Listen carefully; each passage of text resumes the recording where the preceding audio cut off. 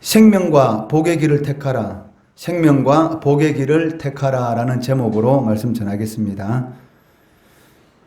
오늘 본문 말씀은 율법을 지킴으로 인해서 생명과 복의 길을 택하고 사망과 저주의 길을 택하지 말도록 촉구하는 내용입니다.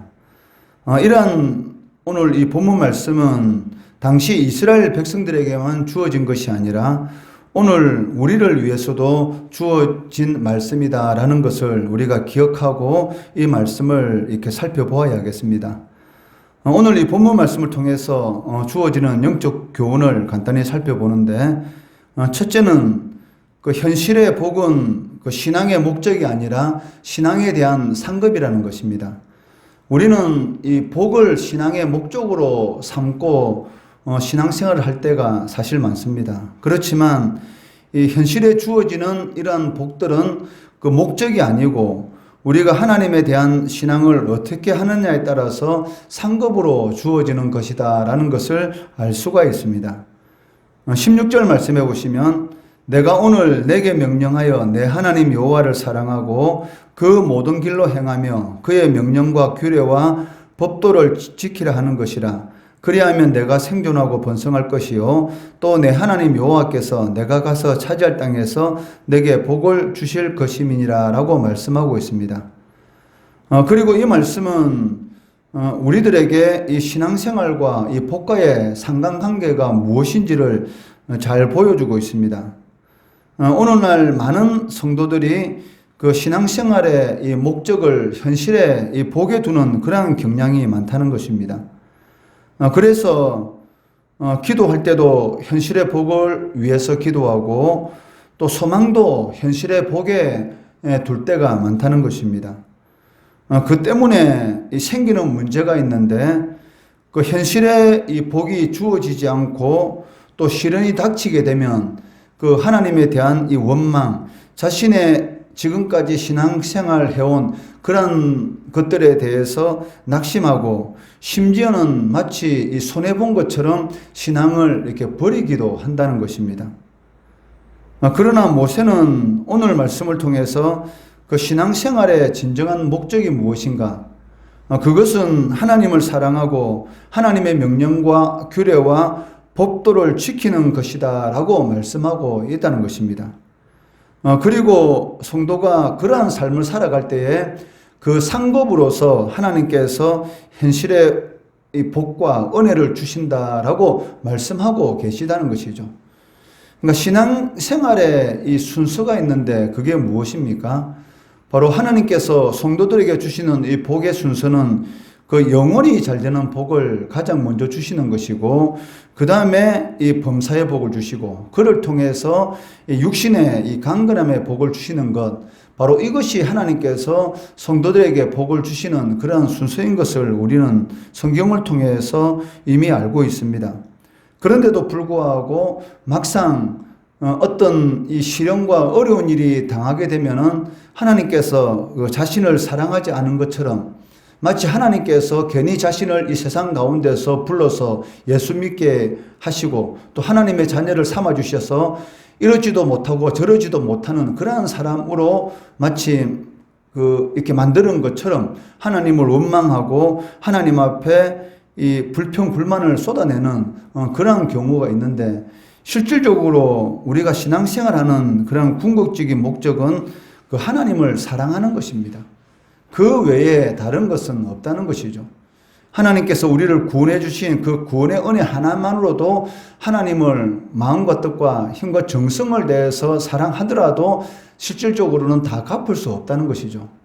그런데도 불구하고 물에 빠진 사람이 건져주니까 이 보찜 달라고 하는 것처럼 하나님께서 독생자 그 예수님을 나의 모든 죄와 허물을 대신해서 십자가에 못 박혀 죽이심으로 우리를 구원해 주신 그 은혜는 망각하고 눈에 보이는 현실의 복을 주지 않는다고 하나님께 대해서 원망하고 불평하고, 그리고 마치 하나님께서 구원해 주신 것에 대해서 왜 나를 구원해 주어서 이러지도 못하고 저러지도 못하는 그런 삶을 살아가도록 만들었냐 하면서 그 이스라엘 백성들이 애굽으로 돌아가자 하는 것처럼 그러한 신앙생활을 하는 사실 성도들도 적지 않다는 것이죠. 이처럼 하나님께서는 우리가 하나님에 대한 참 신앙을 가질 때 우리의 삶 속에 복을 주신다라고 말씀하신 것이지 우리에게 복 받기 위해서 하나님을 믿으라라고 말씀하신 적은 없다는 것입니다. 창세기 22장 18절 말씀해 보시면 또 내 씨로 말미암아 천하 만민이 복을 받으리니 이는 내가 나의 말을 준행하였음이니라 라고 말씀하고 계십니다. 이는 아브라함이 하나님으로부터 받은 이 복은 그 아브라함의 바른 신앙의 이 결과인 것이지 그 목적이 아니었다는 것입니다. 또 시편 144편 15절 말씀해 보시면 이러한 백성은 복이 있나니 여호와를 자기 하나님으로 삼는 백성은 복이 있도다 라고 말씀하고 계십니다. 성도들에게 있어서 참 복이 무엇입니까? 하나님을 자기 하나님으로 삼는 것. 그러니까 사울 왕의 문제가 무엇이었습니까? 그러니까 사울 왕이 하나님께로부터 이 죄를 지었을 때에 그 사무엘 선지자를 기다리지 못하고 이 블레셋과의 전쟁 가운데서 두려워서 제사장이 드려야 될 제사를 자신이 드리고 또 아말렉 족속을 진멸하는 그 하나님 말씀에 불순종하고 백성들이 두려워서 좋은 이 가축들은 살려서 이 전리품으로 끌고 오는 그러한 일을 행하였습니다. 그때 사무엘 선지자가 사울 왕을 찾아가서 질책할 때에 그 사울 왕이 한 이 하나님에 대해서 한 이 말을 보면 이 사울이 하나님에 대해서 어떤 생각을 가지고 있었는가라는 것을 알 수가 있다는 것이죠. 즉 당신의 하나님으로 하여금 나를 축복하도록 나와 함께 백성들에게 가달라고. 그러니까 사울의 이 입에서 나오는 말이 무엇이냐면 계속적으로 이 사무엘이 질책하는 그 말을 할 때에 당신의 하나님, 나의 하나님이 아닌 당신의 하나님이다라는 이런 말을 반복하는 것을 이렇게 보게 됩니다. 그러니까 사울에게 있어서 여호와 하나님은 어떤 하나님이었습니까? 그러니까 자신의 하나님이 아니라 마치 자신하고는 전혀 상관이 없는 그런 당신의 하나님으로 이렇게 취급하고 있었던 것이죠. 그렇기 때문에 이 사울왕의 이 왕위가 궁극적으로 이 다윗에게 넘어가는 그러한 계기가 되었던 것입니다. 성도에게 있어서 진정한 복은 여호와를 자기 하나님으로 삼는 자가 가장 복이 있다라고 이렇게 말씀하고 있다는 것입니다. 이러한 말씀들은 복이라는 것은 하나님에 대한 바른 그런 신앙을 가질 때에 상급으로 우리들에게 주어지는 것이지 목적이 아니다라는 것을 보여주는 것입니다. 우리가 복을 목적으로 신앙생활을 하다 보면 반드시 하나님에 대한 원망, 불평, 낙심, 실망을 가질 그런 경향이 생길 수밖에 없다는 것이죠. 왜냐하면 그 인간의 이 욕망을 채워줄 수 있는 것은 이 땅에 없습니다. 아무리 많은 것을 주었다 한들 그것으로 과연 만족할 수 있겠습니까? 가장 이 복 있는 사람은 그 자족할 수 있는 그 능력을 가진 사람이 가장 복이 있다라고 이렇게 성경을 말하고 있는데 바울 사도의 이 고백이 무엇입니까? 부하든지 빈하든지 자신은 자족할 수 있는 능력을 배웠다 이렇게 말을 하고 있습니다. 그러니까 어떤 상황 가운데 있을지라도 하나님께서 주신 그 은혜에 감사할 수 있는 그 자족할 수 있는 그 능력, 그것은 이렇게 배워가는 것입니다. 자신의 몸을 날마다 죽이면서 하나님의 말씀에 복종시키고 하나님을 사랑하고 그리고 하나님의 명령에 순종하는 그러한 삶을 살아갈 때에 우리의 이 신앙의 삶 가운데서 자족할 수 있는 그러한 이 능력들이 자연스럽게 생기게 되는 것입니다. 그렇기 때문에 우리는 이 주객이 전도된 우리의 신앙 생활의 이 태도를 이렇게 바꾸어야 한다는 것입니다. 지금까지 우리가 현실의 복을 받기 위해서 하나님을 믿었다면 이제는 하나님을 사랑하고 하나님의 말씀에 이 순종함으로 인해서 하나님의 영광을 이렇게 드러내기 위한 그런 신앙생활을 해야 한다는 것입니다. 그리할 때에 하나님께서는 우리가 그토록 이렇게 원하고 쫓아다니던 그런 현실의 이 복까지도 아낌없이 그 허락해 주신다는 것입니다. 이 공부의 잘하는 애들의 그 특징이 무엇입니까? 그런 애들이 이렇게 공영이 하는 말이 무엇이냐면 이 공부가 재미있다 이렇게 말을 하는 그런 소리를 이렇게 들을 때가 있습니다. 그러니까 공부하기 싫은 애들의 입장에서는 공부가 재미있다라고 이렇게 말을 하는 애들 소리 들으면 이 속에서 사실은 열불 나는 것이죠.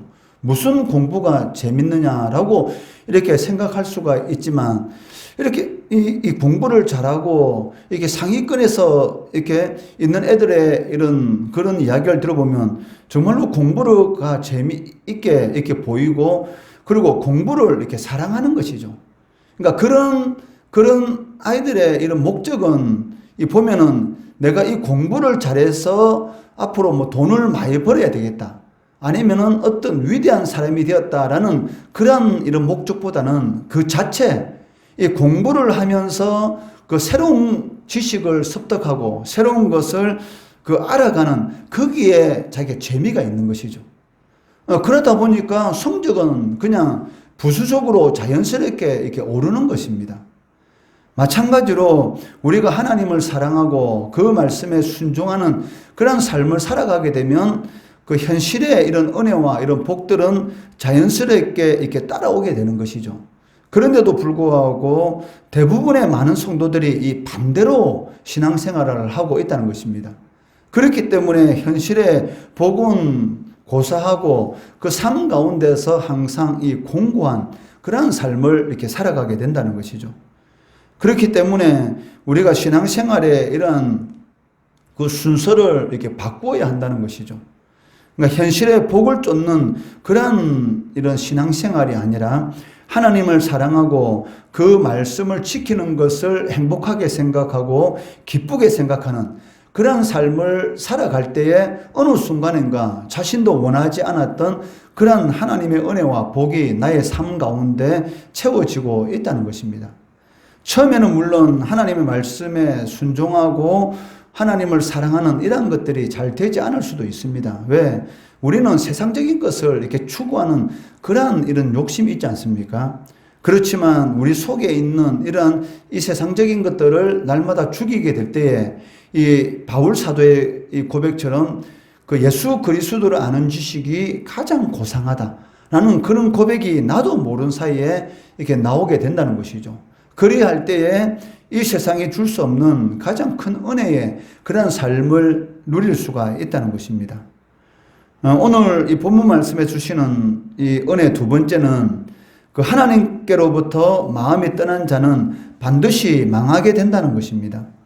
이 17절, 그 18절 말씀해 보시면 이스라엘 백성들이 그 마음을 돌이켜 하나님을 듣지 아니하고 다른 신들에게 절하고 섬기면 약속의 땅에서 그들의 날이 길지 않고 망할 것이다 라고 말씀하고 있습니다.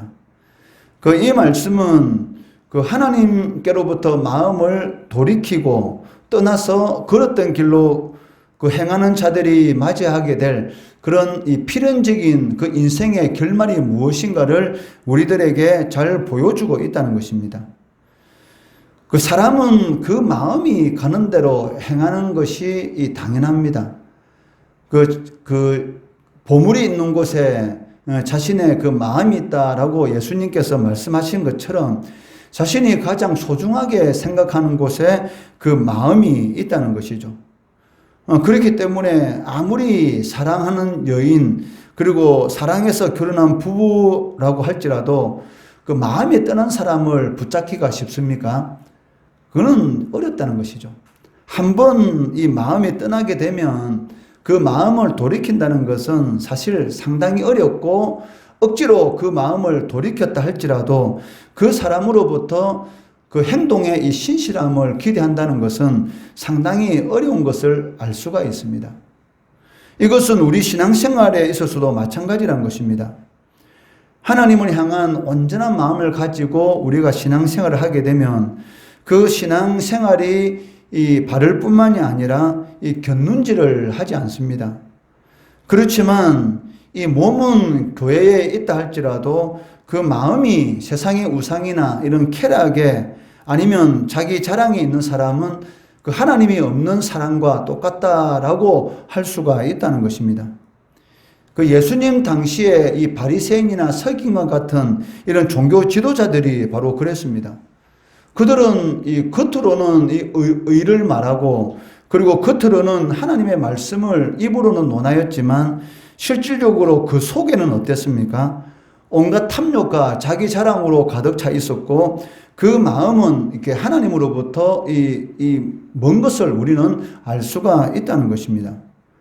마태복음 23장 25절에서 26절 말씀해 보시면 화 있을진저 외식하는 서기관들과 바리새인들이여 장과 대접의 겉은 깨끗이 하되 그 안에는 탐욕과 방탕으로 가득하게 하는도다. 눈먼 바리새인이여 너는 먼저 안을 깨끗이 하라. 그리하면 겉도 깨끗하리라 라고 말씀하고 있다는 것이죠. 겉으로 보기에는 너무나 신앙생활을 잘하는 것처럼 이 바리새인들과 서기관들이 그렇게 보였지만 실질적으로 그 속은 어떻습니까?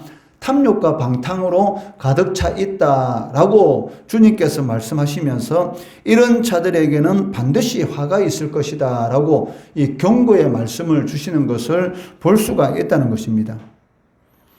그렇기 때문에 잠시라도 이 하나님의 은혜를 망각하는 그러한 삶을 살아가면 안 된다는 것입니다. 언제든지 우리의 삶 가운데서 하나님께서 우리에게 베풀어 주신 그 은혜가 무엇인가? 그리고 영의 양식인 하나님의 말씀을 이 주야로 묵상하는 자들이 가장 복이 있다라고 말씀하신 것처럼 항상 기뻐하고 그리고 쉬지 않고 기도하고 범사에 감사하는 이러한 삶이 바로 그리스도 예수 안에서 우리를 향하신 하나님의 뜻이다라고 말씀하고 있다는 것이죠. 그러니까 하나님의 뜻은 그렇게 멀리 있는 것도 아니고 그렇게 지키기 어려운 것도 아니라는 것을 우리가 알 수가 있습니다. 항상 기뻐하는 것, 물론 기뻐할 수 없는 그런 일들이 우리의 삶 가운데 많이 생길 수가 있지만 억지로라도 마음을 돌려서 기뻐하고 긍정적으로 생각하려고 노력하면 어떻습니까? 그 상황이 긍정적으로 바뀌는 그런 경험을 실질적으로 우리가 많이 했지 않습니까?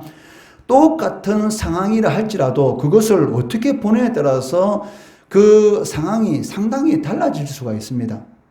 똑같은 상황인데 항상 그런 일에 대해서 원망하고 불평하는 그런 사람이 있는 반면에 똑같은 상황이라 할지라도 그 상황을 긍정적으로 보는 사람, 그 사람이 나중에 보면은 이게 잘 되는 것을 우리가 이렇게 볼 수가 있다는 것이죠.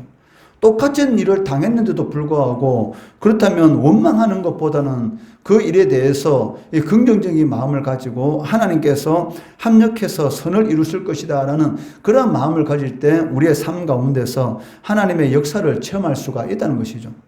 그 요셉을 보면 알 수가 있지 않습니까? 요셉이 만약에 그 형들에 의해서 팔렸을 때 지금까지 아버지로부터 얼마나 사랑을 받았습니까? 10명의 형들이 질투할 정도로 아버지 사랑을 받았습니다. 그런데 그 형들의 이 질투에 의해서 이 미디안, 이 노예 상인들에게 팔리고 그 광야의 길을 걸어오면서 얼마나 고통스럽겠습니까? 그리고 이 애굽에 도착해서도 이 팔려서 이 노예로 팔렸을 때에 아마 그 형들을 만나면 죽이고 싶은 그런 이런 마음이 들었을 것이고 또 자신의 인생은 이제 끝났다라는 그런 생각도 가지게 됐을 것이고 어떻게 보면 하나님 앞에서 어떻게 하나님이 살아계시다면 이렇게 자신을 대할 수 있는가라는 그런 생각도 아마 가질 수 있을 것입니다. 그런 생각을 가졌으면 요셉이 과연 애굽의 총리가 될 수 있었겠습니까?